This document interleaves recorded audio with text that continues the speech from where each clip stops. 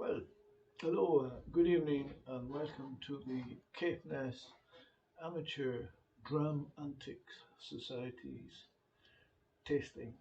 And tonight we're going to go all the way down to Elgin in Murrayshire, and we're going to taste the Glen Warehouse 1 Tokaji cask finish at 53.6%. So, Glenmoray Distillery, a little bit about the history. The building in which Glenmoray is housed started out as the West Brewery and was founded in 1828.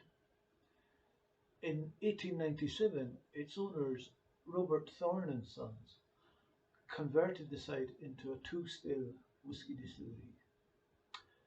Thorne and Sons also ran the nearby Aberlour distillery, the maintenance of which took up most of their time, leaving the Glenmoray distillery to run into ruin, and it eventually closed in 1910.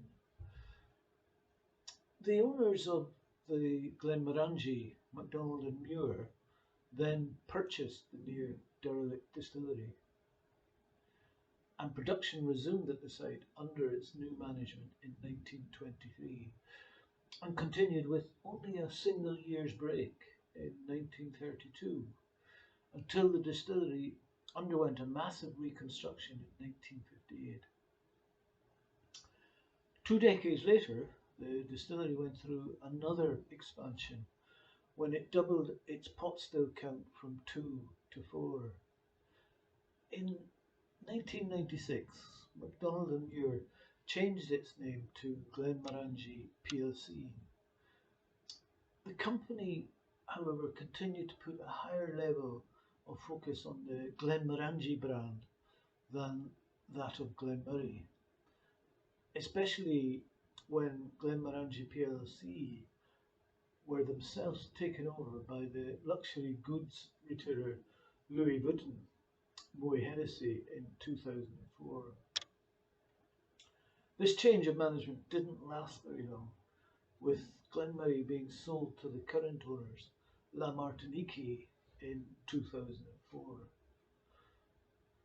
The two conversions that Glenmoray has gone through have meant that the distillery doesn't have the most traditional layout, with the buildings forming not the most aesthetically pleasing square. However, Glenmoray is an excellent example of why a distillery should not be judged by its cover, and it's gained a reputation as being one of the friendliest distilleries to visit. The production of Glenmoray sits at a very respectable 2.3 million litres a year. The water used is drawn from the nearby River Lossy, and one of the unique distinguishing facets of the distillation process at Glenmoray is that the condensers are located outside of the still room.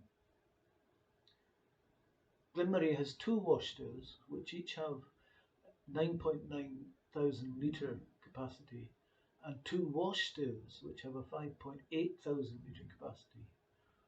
Both the wash stills and the spirit stills have a pear shape, being shorter than the average stills, with a wide base and thick neck. Glenmoray operated with just one wash still and one spirit still until 1979, when the number of stills was doubled. The current pot stills at the distillery were installed in 1992. Glenmoray used its own floor maltings until 1958, when they were replaced by a Saladin's box. The Saladin box was used for 2 decades until malting at the distillery was completely decommissioned in 1978. The distillery now sources its maltings from an industrial site, although they are grown locally. The maltings used in the production of the whisky are unpeated, although in most recent years Glenmoray has started experimenting with using peated maltings and produced its first ever batch of peated spirit in 2009. As part of the tour of the site offered by the distillery, it's possible to visit Glen Murray's bonded warehouse. As you stand there, surrounded by thousands of casks of single malt, you can witness row upon row of barrels slowly turning from raw spirit into matured single malt. To help illustrate this process, Glen Murray has two casks fitted with transparent ends so that visitors can observe how much spirit is lost to the angel share, as well as being able to see how different charring techniques on the inside of a barrel can influence the colour of the whisky. Glen Murray uses mostly ex-bourbon casks sourced from the United States to age their single malt in. So what do we get with Glen Murray whisky? Well, it has a wide selection of official bottlings, which include a 10-year-old and a 12-year-old. And there is a history of maturing in wine barrels such as Chenin Blanc and Chardonnay. Although they're not as plentiful as the official bottlings, there are also a few independent bottlings available on the market. Duncan Taylor, one of the most prolific independent bottling companies operating in Speyside, has performed most of these independent bottlings. Their Glen Murray range includes an 11-year-old, a 20-year-old, a 22-year-old, all of which date from the 1990s.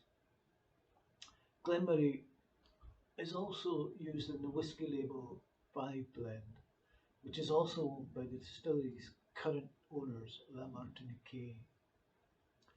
So what have we got tonight? Well, this single malt from the Glen Murray distillery was matured for in total of over 15 years and finished for its final year in Tokaji wine casks for part of its Warehouse 1 series. Warehouse 1 is where Glen Murray have some of their most unusual casks, and there's quite a lot of experimentation comes out of that warehouse. Tokaji is a wine from the Tokaji region of Hungary and is lusciously sweet. This whisky was distilled on the 7th of October 2005 and bottled in 2021. A total of 1,244 bottles were drawn from 5 casks in 2021. This is an unusual cask finish for a whisky. Glen Murray brand ambassador Ian Allen said,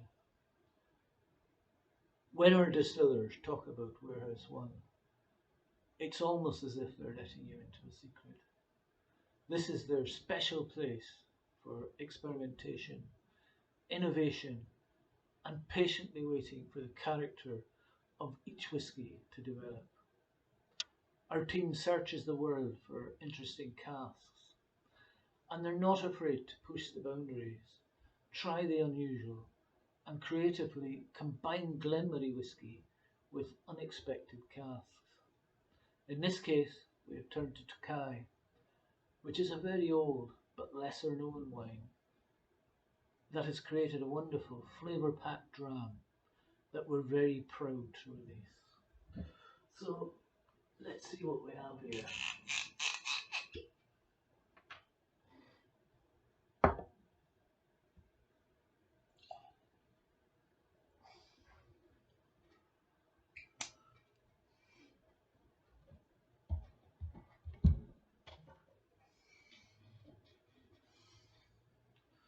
It's a nice gold colour.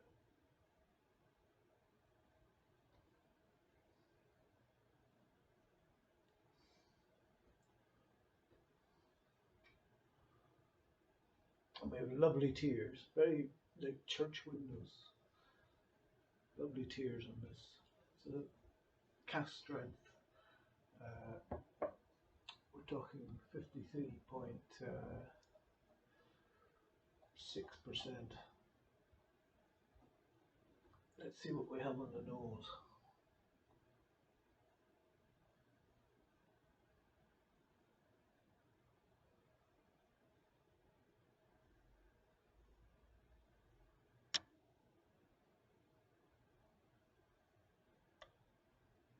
I get caramelized nuts, crystallized ginger, and you know these toffee pennies, and a floral syrupy honey. It's wafts of orange and lemon peel with orchard fruit and a whiff of pineapple. And there's lots of sweet shop aromas, sugared almonds, caramel toffee, and freshly baked gingerbread. Sweet and fluffy candy floss, and orange blossom, fresh apple, orange peel, and then you get some malty cereal, biscuity notes, and then more fruit, nectarine and tangerine, and a sticky maple syrup, and the straw and hay and floral and saffron.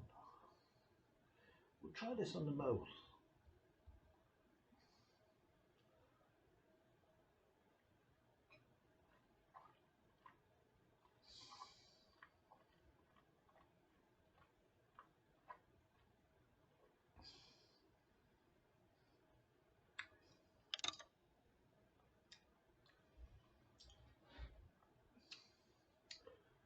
It's medium to full body, and it's got a mouth coating sweetness initially, sugar syrup, candied ginger, zesty, thick cut orange marmalade with a squeeze of lemon juice.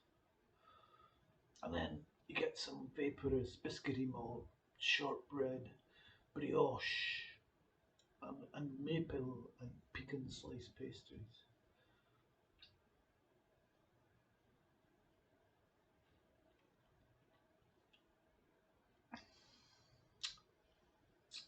And gingerbread, sweet nuts, and malty biscuity oak.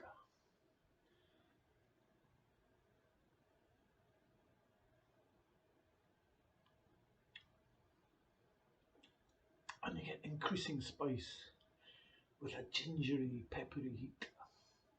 Hints of sweet almonds and fruit syrup.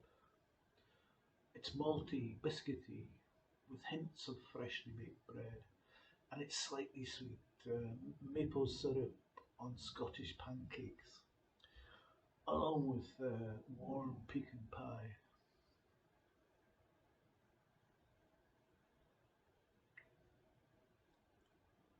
And then you get the sweet shop again, Angel Delight, barley sugar, Cadbury's mini eggs. It's sweetly addictive stuff. A slice of fig and raspberry oat tart and crushed mixed nuts. It's delicious stuff.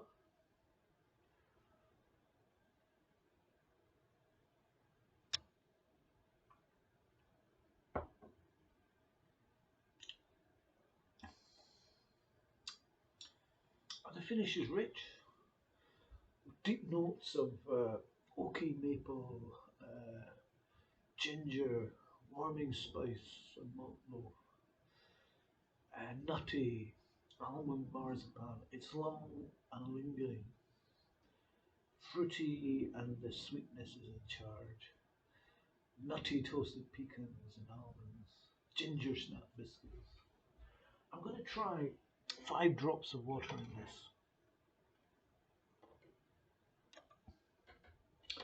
I've got my little pipette here to measure the dose.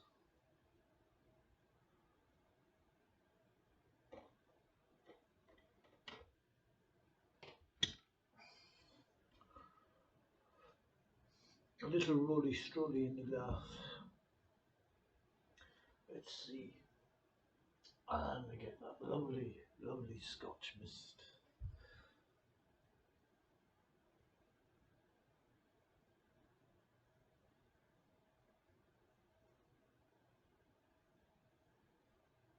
And it's initially light and sweet on the nose, still full of candied ginger, but now vanilla sponge, dried apricots, and tinned peaches. And there's a floral syrupy quality. With the water, I get some light mint notes and some cardamom spice. And a sort of effervescent citrus, almost like a sweet lemonade. Cooked apples and ripe pineapple. Honey drizzled over pecan pie. There's a nice cereal malt note to this as well. The cask influence is present, but the spirit character still shines throughout. There's an element of maltiness to this, sort of like oat biscuits or bread. We'll try them out.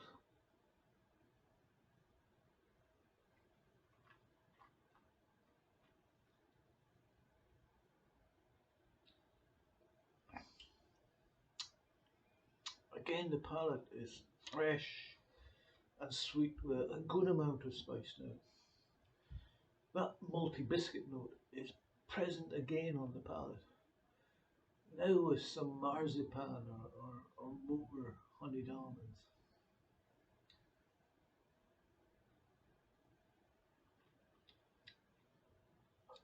Those tinned peaches and pineapples return, covered in sugar syrup, lots of candied ginger, bringing some of the heat that develops into a black pepper spice. And some oak tannins are then noticeable. It makes the mouth water.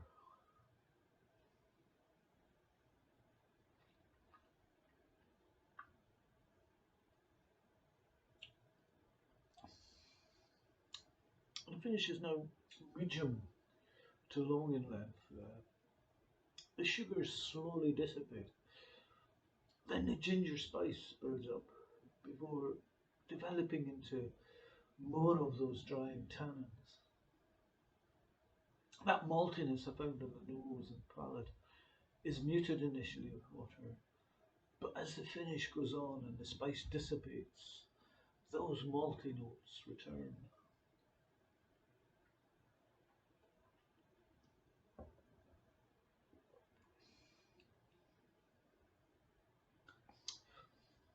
This is like being in a traditional sweetie shop with candied ginger and dried candied orange peel layered over Glenmurray's biscuity malt base, with later maple and pecan pastries and a hint of saffron. It's remarkable.